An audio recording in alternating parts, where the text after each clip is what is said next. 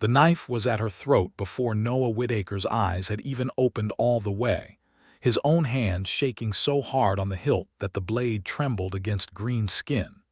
He had woken to a scrape of iron against wood, to a shape crouched black against the shuttered window, and every instinct screaming that a thief had come through the storm to gut him in his sleep.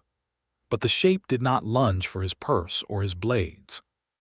She was pressed flat against the door of his watch cabin, one broad shoulder braced against the frame, a stolen hatchet held low and steady in her fist, her whole body angled outward, toward the door, toward whatever waited beyond it in the howling dark. Not toward him. "Don't move," Noah said, though his voice cracked on the second word, and the orc woman did not so much as flinch at the threat in his tone. She only turned her head, slow, deliberate, and looked at him with eyes the color of amber caught in firelight, and said, low and rough, "Then be quiet, little guardsman, or you will get us both killed." Wind screamed against the shutters hard enough to rattle the iron latch. Somewhere out in the white roar of the blizzard, a horn sounded, faint and far off, then another answering it closer, and the orc woman's whole body went taut as a bowstring, her ears flattening back against her skull, her grip tightening on the hatchet. Noah lowered the knife an inch, just an inch, enough to see her clearly in the banked orange light of his dying hearth fire. She was enormous by any measure a man from the lowland villages would use, taller than him by a full head, shoulders and arms roped with muscle beneath skin, the deep mossy green of a forest floor in shadow.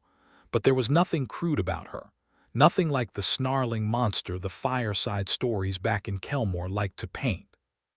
Her jaw was strong, her tusks small and neat where they pressed against her lower lip, and she wore fitted leather traveling leathers laced tight up a torso built for both strength and speed, a sleeveless jerkin cinched at her narrow waist, breeches tucked into boots gone ragged at the toe, a torn fur-lined cloak thrown over one shoulder like she'd stolen it running and had no time to settle it right.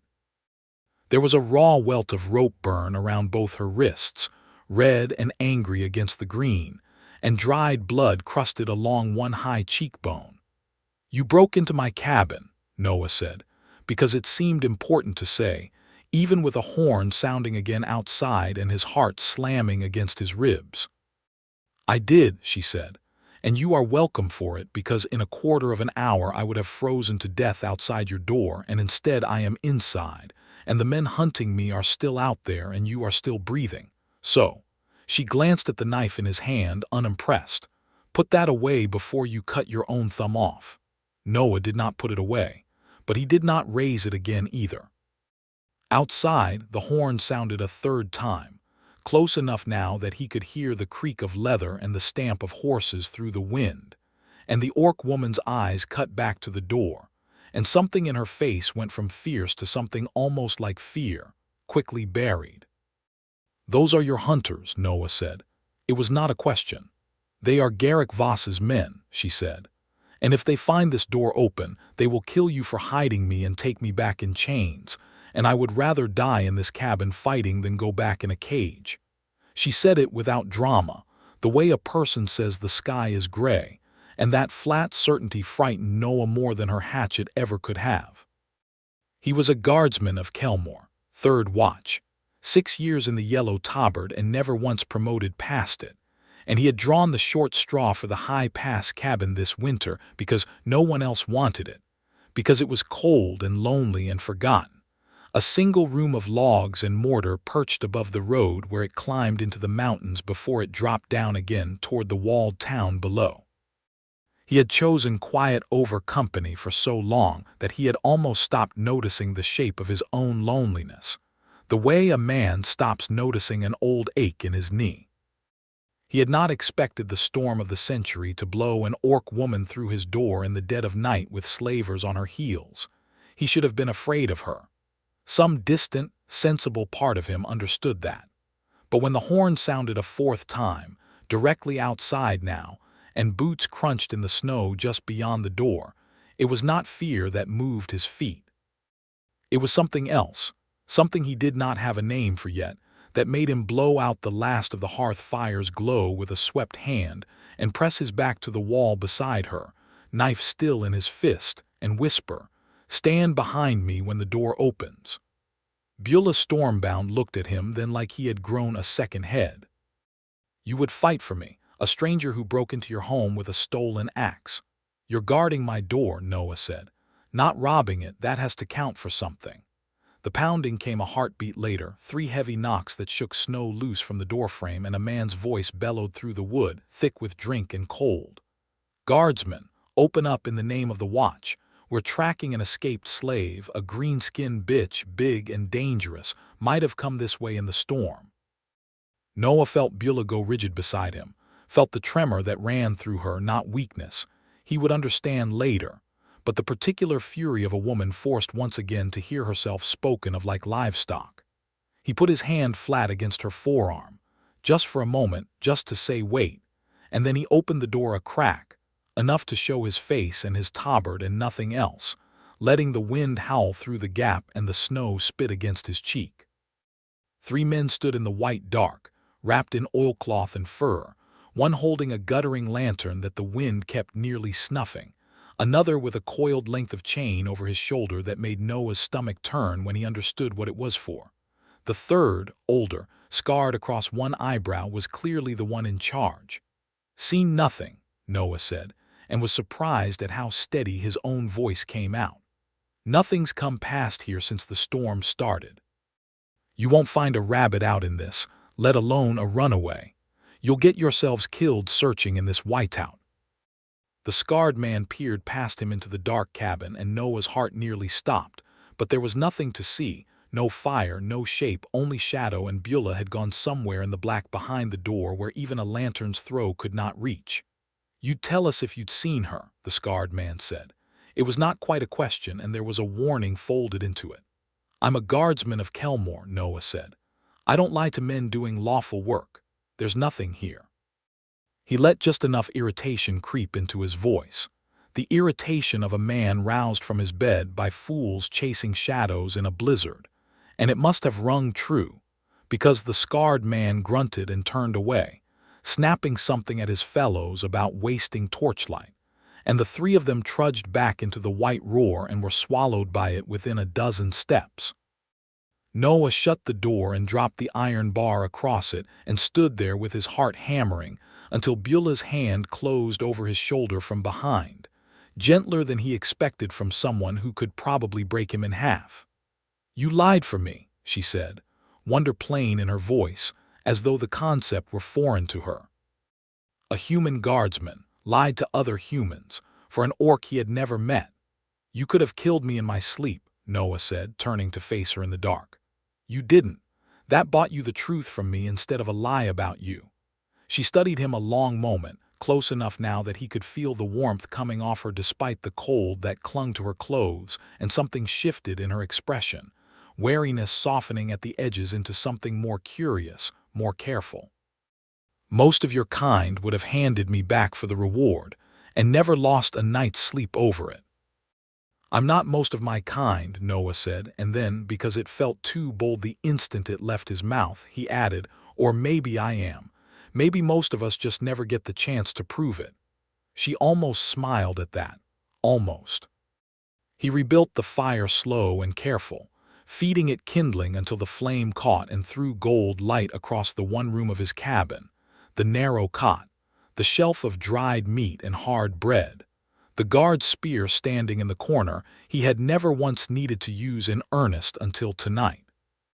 Beulah lowered herself onto the floor near the hearth, wincing when she moved her legs, and Noah saw for the first time the true state of her, the raw bruises along her ribs, the frostbite creeping pale at her fingertips, the exhaustion carved so deep into her face that it aged her beyond whatever years she actually carried, which he guessed could not be more than a handful past his own 24. "You're hurt," he said. "I have been running for 2 days through a blizzard with a chain around my wrists that I had to file through with a stolen file," she said, as though that explained everything, which it mostly did. "I am more than hurt. I am alive. That is the part that matters." He fetched the wool blanket from his cot without thinking and held it out to her, and she looked at it, and then at him with an expression he could not quite read, before she took it and wrapped it around her shoulders with a murmured word in her own tongue that might have been thanks. "Why were you being sold?" Noah asked, and then immediately, "You don't have to answer that. I don't mean to pry into, I will tell you," Beulah said, cutting him off, "because you have earned that much tonight, guardsman." She drew the blanket tighter and stared into the fire. "My name is Beulah Stormbound. My clan holds the high valleys 3 days north of here, past the old watchtowers. There is a treaty. The Ashfall Accord, signed 2 winters ago after the last border war ended, that says no more of my people are to be taken and sold, that the fighting is over, that we are to live at peace on either side of the mountains." Her jaw tightened. Garrick Voss did not care for treaties. His men raided a hunting party from my clan a month past, in violation of everything that accord promises. I was the only one taken alive. He has been dragging me south to sell me quietly in your town's market, where enough coin changes enough hands that no one asks too many questions about where a war prize came from. Noah felt something cold settle in his stomach that had nothing to do with the storm outside. "That's a crime, not just against the Accord, against the Crown's own law. Try telling that to Garrick Voss," Beulah said with a bitter twist of her mouth, "or to the men in your town who will pay good silver for a strong back and ask no questions." "I'll tell it to my captain," Noah said before he had fully decided to say it, and Beulah's head turned sharply toward him. "You would risk your position, your rank, for me." "I don't have much rank to risk," Noah admitted, a rueful thing curling at the corner of his mouth. 6 years in the yellow tabard, and they still send me to the coldest cabin on the mountain every winter because nobody else wants it. But whatever little I do have, yes, I'd risk it." The wind howled outside, rattling the shutters, and the fire popped and settled, and Beulah Stormbound looked at him for a long, long moment, as though trying to find the lie in him and failing to locate one anywhere. "Why?" she asked finally, quietly. Noah thought about that question longer than perhaps he needed to. "Because you were guarding my door," he said at last, "not robbing it. Because in a world that's given you every reason to hate anyone in this tabard, you didn't put that hatchet in me the second I opened my eyes. That has to mean something. It means something to me." The storm did not break by morning. It did not break for 2 more days, howling white fury pinning them both inside the small cabin, the world outside reduced to a wall of shrieking snow that made the road impassable and the idea of travel a death sentence. In another life, trapped so long with a stranger, Noah imagined the silence would have grown unbearable. Instead, the days filled themselves with small things that mattered more than they should have. He taught her the trick of his flint striker when the fire needed relighting, and she taught him 3 words of her clan's tongue in exchange, laughing low and warm at his terrible pronunciation of the first one. He shared his dried meat and hard bread without being asked twice, and she in turn, once her strength returned, insisted on chopping the last of his wood stack herself, refusing to let the cold and the bruises slow her, moving through the small chore with a raw, coiled power that left Noah staring longer than was polite. On the second night, with the fire burned low and the wind finally beginning to soften into something more like an ordinary winter howl, Beulah spoke into the dark without being prompted. "I had a shield sister," she said. "Kessa. She fell in the raid that took me. I have not been able to grieve her properly because grieving takes stillness, and I have had none since. Every hour has been running or fighting or fear." Her voice, usually so sure, wavered at the edges. "I do not know how to be still, guardsman. I have almost forgotten the shape of it." Noah lay on his side on the cot, close enough to the floor where she sat wrapped in his blanket that he could have reached out and touched her shoulder, and did not yet. "You can be still here," he said. "For as long as the storm keeps us, nobody's coming through this. Not Voss's men, not anyone. You're safe in this room, Beulah. I mean that." She turned her head, and in the low firelight her amber eyes caught the glow and held it, and something passed between them that was not quite words. "You say my name like it costs you nothing. she said softly. Like it is an easy thing to say. It isn't hard, Noah said. Beulah. He said it again, slower, testing the shape of it, and something in her face cracked open just slightly, just enough. No one has said my name gently in a very long time, she admitted, and the confession seemed to cost her something. Some old guarded wall coming down brick by brick in the dark of a snowbound cabin where no one but the fire could witness it. Voss's men called me beast, property, merchandise. My own kin before the raid called me stormbound like a title, a weight, the chief's daughter who must be strong for everyone else. Her voice dropped lower still, rough and raw. You are the first person in longer than I can remember who has simply called me by my name, as though I were only a woman and nothing more.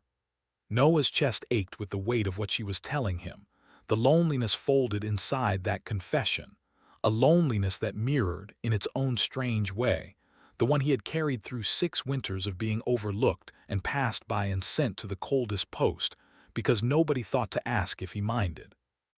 You are a woman, he said quietly, the strongest one I've ever met, but that doesn't mean you're not allowed to just be Beulah sometimes, not the chief's daughter, not the war prize, just Beulah.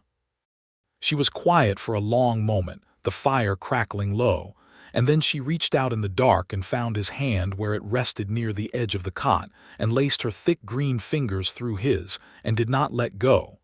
Then you may call me that, she whispered. Only you. Neither of them said anything else that night, but Noah did not sleep for a long while, lying awake with her hand in his, feeling something in his chest loosen that had been clenched tight for 6 lonely years. And somewhere before dawn, when the fire had burned down to embers and the wind outside had gentled into a whisper, he felt her shift closer, felt her brow come to rest lightly against his knuckles, and understood with a clarity that startled him that he did not want this storm to end. It ended anyway, as storms do. On the 3rd morning the wind died, the sky cracked open pale and merciless blue, and the world outside lay buried under drifts taller than a man. But the road, when Noah forced the door open and waded out to check it, was passable if a man went carefully. Beulah stood in the doorway behind him, wrapped again in the fur cloak, watching the mountains with an unreadable expression.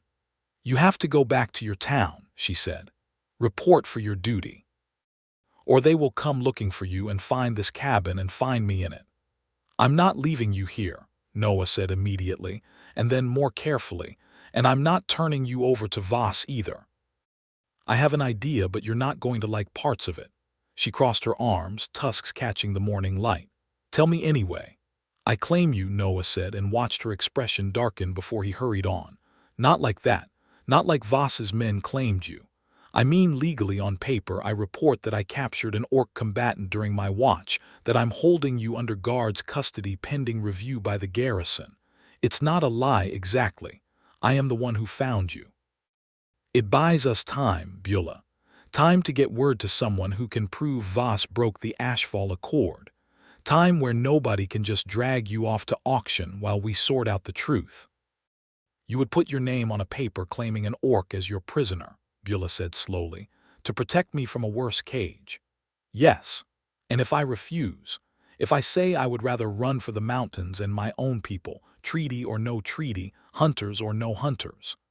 Noah swallowed hard because that was the truth of it, that she was not his to command, that whatever bond had grown between them in 3 snowbound days did not give him the right to decide her fate for her. Then I'll give you 3 days' food and point you toward the safest pass I know, and I'll tell no one which way you went, and I'll take whatever punishment comes from that. Your choice, Beulah, always yours. She studied him for a long time, the wind teasing loose strands of dark hair against her jaw, and then something in her posture eased, some final wariness setting down its weight. I have run for 2 days through a blizzard, she said. I am tired of running, guardsman, and you did not lie to those men on your doorstep for nothing. I will go with you. On your paper, if that is what keeps me breathing long enough to see justice done to Voss. She stepped closer, close enough that he had to tilt his head back to meet her eyes. But know this, I do not go as your prisoner. I go as your equal, walking beside you of my own will. If your captain or your crowds cannot understand the difference, that is their failing, not mine. I understand the difference, Noah said, and meant it with everything in him. The walk down the mountain took the better part of a day, the road slow going through drifted snow, and by the time the walls of Kelmore rose gray and solid against the darkening sky, torches already lit along its battlements, Noah's legs ached and Beulah's breath came in visible clouds despite her tireless orc constitution. The gate guards on duty, men Noah had shared a barracks fire with for years, went white and then wide-eyed at the sight of her, hands dropping to sword hilts, and it took every ounce of authority Noah possessed, thin as that authority was, to raise his voice and be heard. "Stand down. She's in my custody under guard's writ pending the captain's review. I'll answer for her." "Whitaker, that's a bloody war orc," one of the guards, a broad man named Pell, hissed. "You can't just walk her through the gate like she's a stray dog." "I can, and I am," Noah said. "And if you've got a problem with it, take it to Captain Reeve, because I already intend to." He kept his shoulders square, his chin level, refusing to let the fear crawling up his spine show on his face, and after a long, tense moment, Pell stepped aside, still eyeing Beulah like she might sprout a second head, and let them through. The market square of Kelmore at dusk was still busy despite the cold, stalls shuddering for the night, lantern lights spilling gold across the frozen cobblestones, and every single person in that square turned to stare the moment Beulah Stormbound walked into it beside a guardsman in a yellow tabard. Whispers rippled outward like a stone thrown into still water. A woman clutched her child closer. An old man spat toward Beulah's boots and muttered something about war and blood and better days when her kind knew to stay behind the mountains. Beulah's spine stayed straight through all of it, her chin lifted, her expression carved from stone, but Noah, walking close beside her, saw the small tremor in her jaw, the effort it took to bear that weight of hatred without flinching, and something fierce and protective surged up in his chest. "Ignore them," he said quietly, for her ears alone. "I have had a lifetime of practice ignoring them," Beulah murmured back, but her hand, when it brushed his at their sides, lingered a moment longer than an accident would explain. They had nearly reached the garrison steps when a voice cut across the square, oily and furious all at once. "That's her. That's my property stolen off my own men in the storm." Garrick Voss shoved through the gathering crowd, 3 of his hired men flanking him, the scarred man from the cabin door among them, and behind Voss trailed a town official Noah recognized as one of the market clerks, drawn by the commotion. Voss's finger jabbed toward Beulah like a blade. "That orc is mine, bought fair off a border scout who took her in a lawful raid, and this guardsman has been hiding her from lawful recovery. I want her returned to my custody, and I want this man arrested for theft and obstruction." The square went utterly silent, every eye swinging between Voss and Noah, and the orc woman standing tall and unbowed between them, and Noah felt the full weight of the town's attention settle on his shoulders like a physical thing. "She is not your property," Noah said, forcing steel into his voice though his heart hammered fit to burst. "She's a captive taken in violation of the Ashfall Accord, and I intend to prove it before the captain of the guard and the magistrate both, and until that's settled, she stays under my writ, not yours." "Careful, boy," Voss hissed, stepping close enough that Noah could smell stale wine on his breath. "Accusing a man of treaty violations is a serious charge. You'd best have proof, or it's your career that ends tonight, not mine." "Then let's go find out," Noah said, and did not step back, though every instinct screamed at him to, "because I don't bluff, Voss. Not about this." It was Captain Reeve himself who arrived moments later, drawn by a runner sent ahead by one of the gate guards, a broad, gray-bearded man whose reputation for fairness Noah had always privately admired, even as the man had, fairly or not, overlooked him for promotion 5 years running.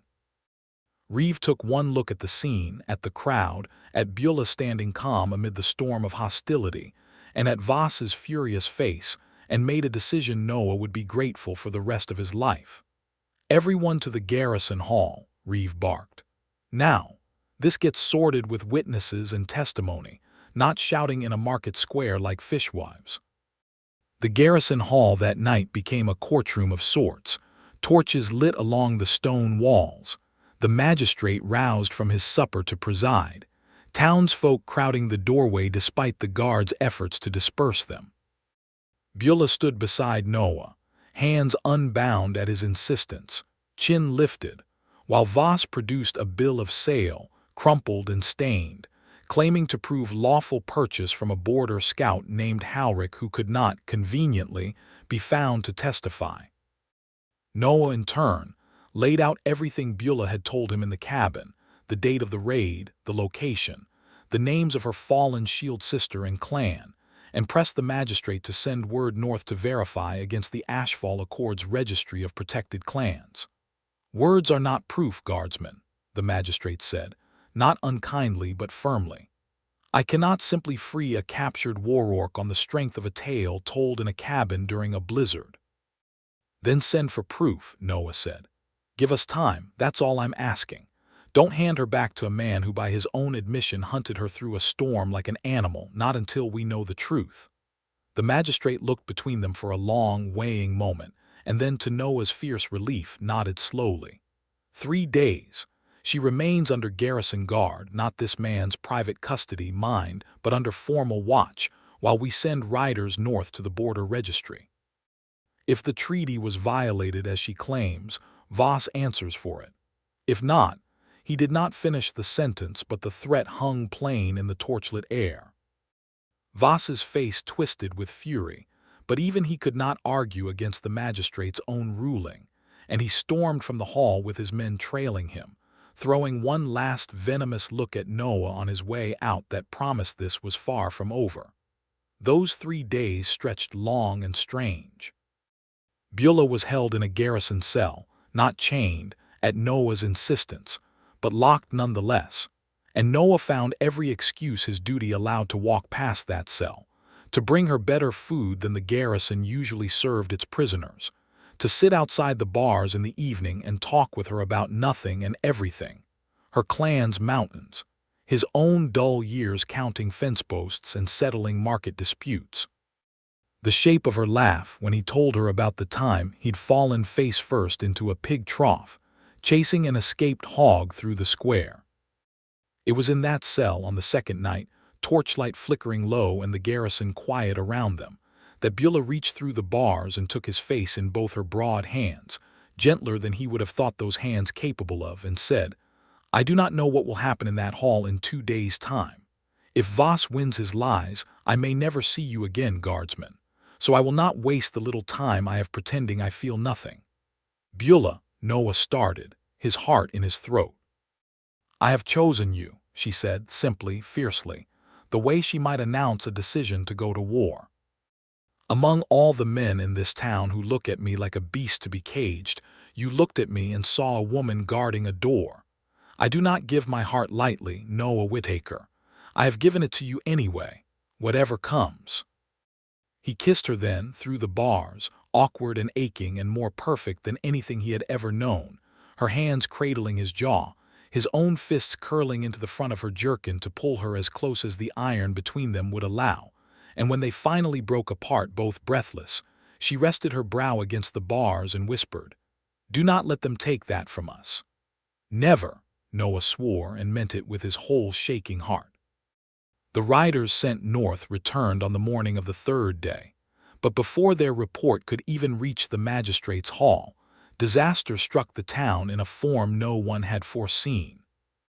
It began as a smell of smoke drifting through the market square during the busy midday trade, easy to dismiss at first as some baker's oversight, until the smell sharpened into something acrid and wrong, and then a woman screamed near the grain stores, and flame burst orange and hungry from the shuttered windows of the town's largest granary warehouse, feeding fast on stored hay and dry timber, sending a column of black smoke boiling into the winter sky.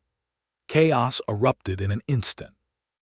Merchants abandoned their stalls, carts overturning in the panic, and from the direction of the stables came a sound that turned Noah's blood to ice, the thunderous drumming of hooves as terrified horses, spooked loose by the smoke and roaring flame, broke free of their pens and came stampeding straight into the crowded square, wild-eyed and unstoppable, scattering screaming townsfolk in every direction. Noah had been walking Beulah across the square under guard escort toward the garrison hall for the final hearing when the fire broke, and in the chaos that followed, he saw with horror that it was no accident. Two of Voss's men, faces smeared with soot, were sprinting away from the granary's shattered side door even as flame poured out behind them, and Voss himself stood at the square's edge, watching the pandemonium with cold satisfaction, clearly having gambled that in the confusion his men could simply seize Beulah back and vanish before order was ever restored. "Beulah, watch out!" Noah shouted, but she had already seen the danger before he had, moving faster than he could track, shoving him bodily out of the path of a panicked horse whose flailing hooves would have crushed his skull, taking the impact of its shoulder against her own with a grunt of pain, and staying upright through sheer stubborn strength while Noah stumbled clear. But the true horror was still unfolding. A cart loaded with lamp oil, overturned in the stampede's wake, had caught alight from a stray spark, and flame was racing along a spilled trail of oil straight toward a knot of terrified children who had taken shelter beneath a stall awning, too frightened to run, frozen in place as fire crept nearer with every heartbeat. Beulah did not hesitate. She was moving before Noah had even fully processed the danger, sprinting across the square with a speed that seemed impossible for someone her size, snow and mud flying from her boots, and she reached the children a scant few seconds before the flame did, scooping two of them up bodily under each arm while shouting at the rest in accented but clear common tongue to run. Run now, and she half-carried. Half-herded all five of them clear of the burning oil trail just as it roared up into a wall of orange heat where they had been standing an instant before. The crowd, still screaming, still fleeing in every direction, nonetheless saw it happen. Saw the orc woman they had spat at and jeered at not an hour before throw herself into danger to save 5 human children who were not hers, who owed her nothing, who belonged to a people that had hunted her through a blizzard for the crime of daring to be free. Noah was already running toward her, choking on smoke, when he saw Voss's men closing in from the other side, using the chaos as cover, one of them producing the same coiled chain from the cabin doorway, clearly intent on clapping it around Beulah's wrist while she was distracted with the children and dragging her off before anyone could stop them. "No," Noah snarled and threw himself between them, drawing his guard's dagger and slashing it in a wide arc that forced the chain-bearing man back a step. "You are not touching her, not ever again."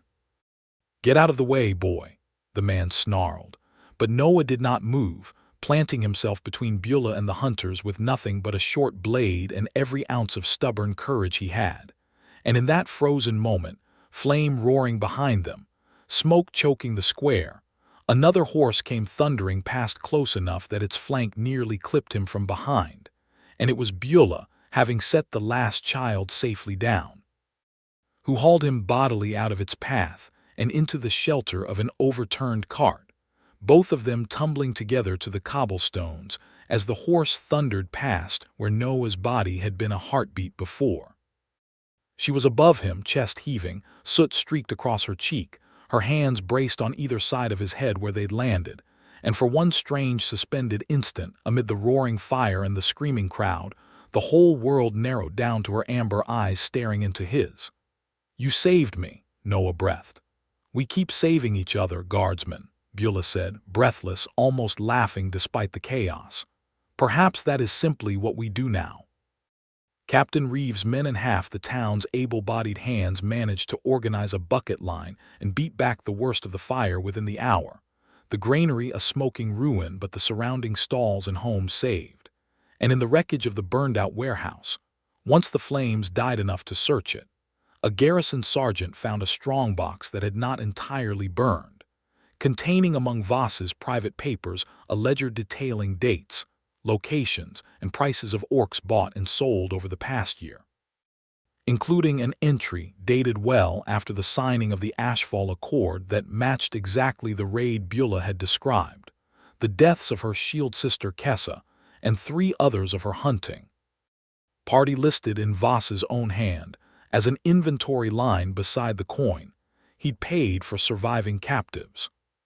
The riders who had gone north returned within the hour after that, confirming through the border registry that Beulah Stormbound, daughter of Chief Thaka Stormbound of the High Valley clans, had indeed been recorded among those lost in an unlawful raid the previous month, a raid the clan had already lodged formal protest over through the treaty's own channels, protest that had been sitting ignored on some magistrate's desk in the capital for weeks.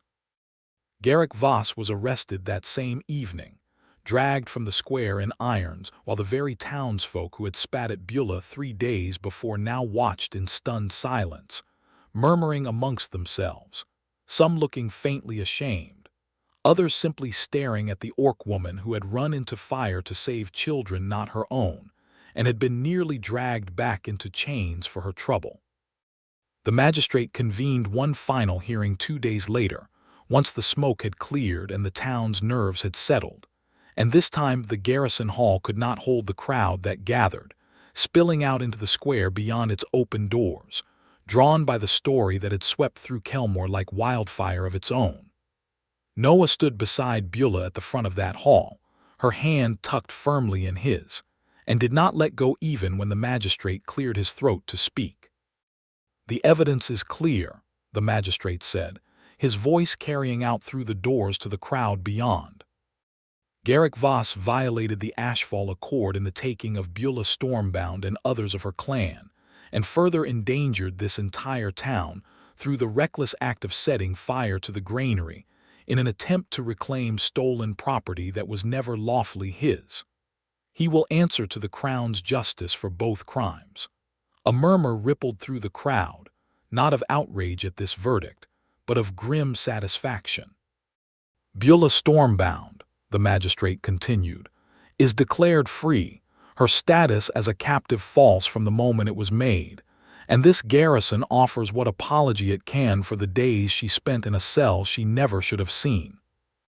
Beulah's hand tightened around Noah's, and he felt the tremor run through her, relief and vindication and something that looked almost like disbelief that after everything, the truth had actually mattered, had actually been enough. "And guardsman Whitaker," the magistrate added, and Noah's spine straightened on reflex at the sound of his own name, showed more courage and clearer judgment in 3 days than half the garrison has shown in as many years, in sheltering a wronged woman from injustice at real risk to his own position, and in standing against a dangerous man in open defiance to see the truth uncovered. Captain Reeve has recommended him for promotion to senior watch, effective immediately, and I see no reason to disagree. The hall erupted into noise then, not all of it kind. A few old grumbling voices still muttering about orcs and greenskins and the natural order of things, but far more of it warm, townsfolk who had watched Beulah pull their children from fire clapping and calling out approval. And Noah barely heard any of it, because Beulah had turned to him, eyes bright, and he had never in his life wanted to kiss someone so badly in front of so many people. "Well, guardsman," she said, low enough for only him, though a hush was already falling as the crowd noticed the way they stood together. "It seems the mountains did not take either of us after all." "Seems that way," Noah said, throat tight. "There are people in this square," Beulah said, glancing sideways at the crowd still gathered thick around the garrison steps, some of whom had jeered at her 3 days before and had not entirely finished feeling awkward about it, who spent every hour trying to keep us apart.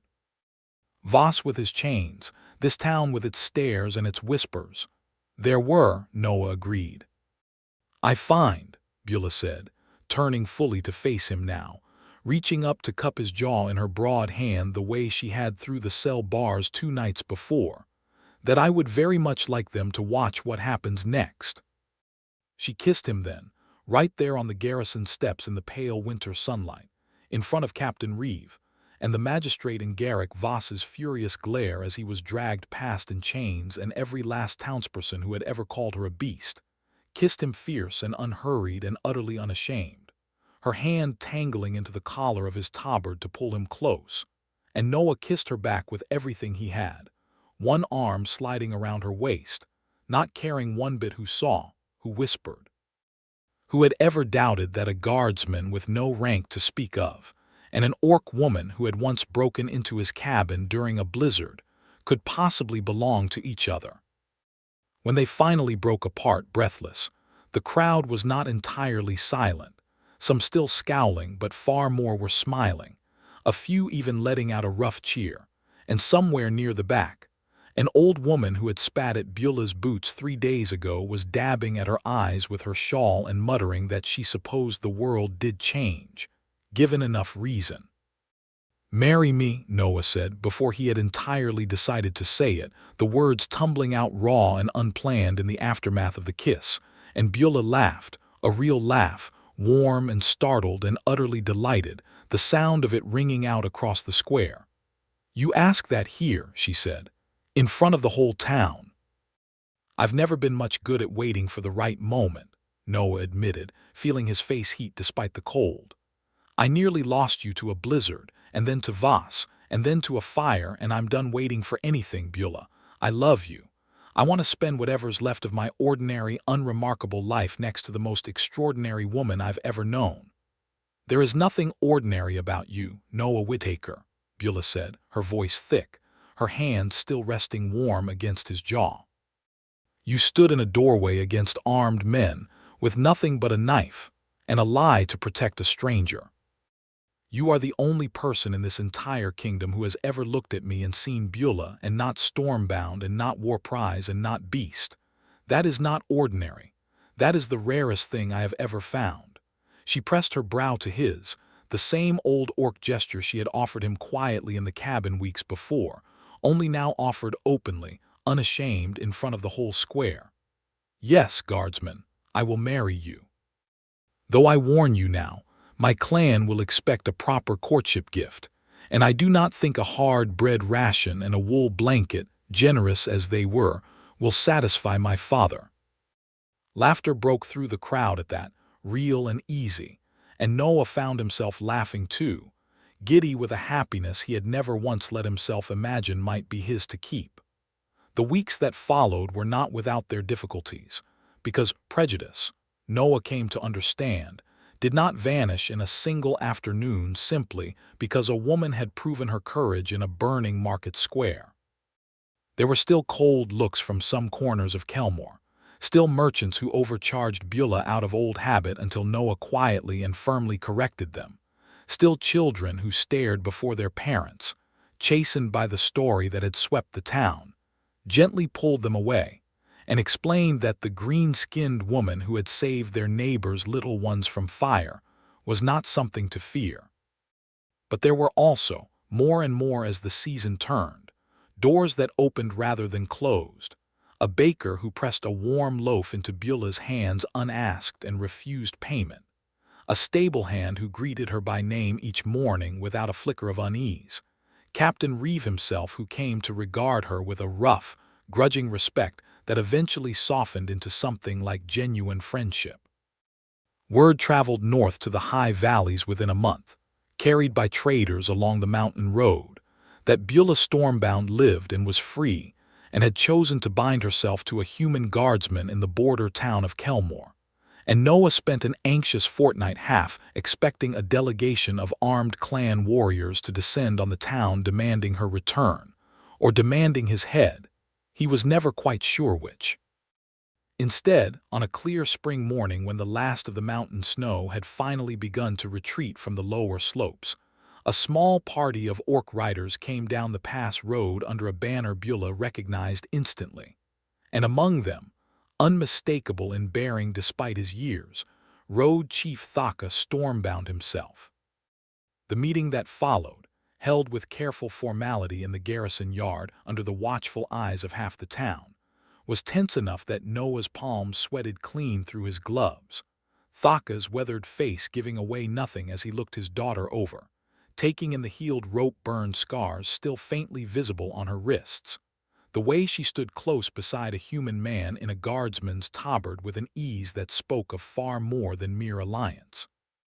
"You were taken from us," Thaka said at last, his voice a deep rumble, "and I feared you dead these 2 months past, daughter. I did not expect to find you return to us not as a rescued captive, but as a woman who has chosen to stay among the very people who once caged you." "I was caged by one man's greed, father," Beulah said, standing tall, unflinching under her father's scrutiny in a way that made Noah's chest ache with pride. "Not by this town, and not by this man. Noah Whitaker stood between me and my hunters with nothing but a kitchen knife and his own stubborn heart when he owed me nothing. He lied to his own kind to protect me. He risked his position, his safety, his whole life to see justice done when it would have been so much easier for him to simply hand me back and forget he ever found me. I have chosen him, father, the way our people choose, with open eyes and a whole heart, and I will not be talked out of it, not even by you." Thaka Stormbound was quiet for a long moment, studying Noah with the same unnerving intensity his daughter so often carried, and then unexpectedly, something like the ghost of a smile touched the old chief's mouth. "You are not what I imagined," he said to Noah directly, "when I imagined the sort of man who might one day earn my daughter's heart. I pictured someone larger, louder, more impressive to look at." "I've been told that before," Noah said, somehow finding his voice despite his nerves, "by nearly everyone who's ever met me, sir. I'm not much to look at, and I've never been much for rank or glory. But I love your daughter more than I have ever loved anything in this world, and I will spend every day I have proving that to her, and to you, if you'll let me." Thaka studied him a moment longer, and then let out a rough bark of a laugh that startled half the watching garrison. "Perhaps that is exactly the sort of man my daughter needed," he said, "since she has never once in her life wanted for someone loud or impressive to look at. She wanted someone steady, someone true. It seems the mountains sent her exactly that, wrapped in a blizzard." He extended a broad hand to Noah, orc fashion, forearm to forearm rather than palm to palm, and Noah met it without hesitation, sealing something that felt far more permanent than any paper the magistrate might draw up. The wedding itself, held that summer in the garrison yard with half the town in attendance, blended customs from both their worlds in a way that made Noah's heart feel fit to burst with happiness. An orc binding cord woven from mountain wool and dyed storm gray, wrapped around their joined wrists by Thaka's own hand, followed by a human vow spoken before the town's priest. And when Noah finally kissed his wife before the assembled crowd of guardsmen and merchants and orc clanfolk who had traveled down from the high valleys to witness it, nobody in that yard, not even the old woman who had once spat at Beulah's boots, thought to look away or whisper unkindly, because everyone present had then heard the story often enough, of a blizzard and a cabin door and a woman who chose to guard rather than rob, and a guardsman who chose to trust rather than fear, and understood that whatever the world's old hatreds had once demanded, this, standing before them now, was simply and undeniably love. They settled into a modest stone house near the garrison, close enough to the wall that Beulah could hear the changing of the watch bells each evening. And though Noah's promotion brought him steadier work and better pay than he had ever known in 6 years of the Yellow Tabard, it was never the rank that mattered to him, not really. What mattered was waking each morning to find Beulah stormbound beside him rather than a stranger crouched at his door, was watching her laugh freely in a market square that had once feared her, was falling asleep each night with her hand curled loosely in his, the same way it had been that first snowbound evening in a cabin above the pass, when a blizzard had brought them together and neither one of them, not for one single day since, had ever wanted to let go.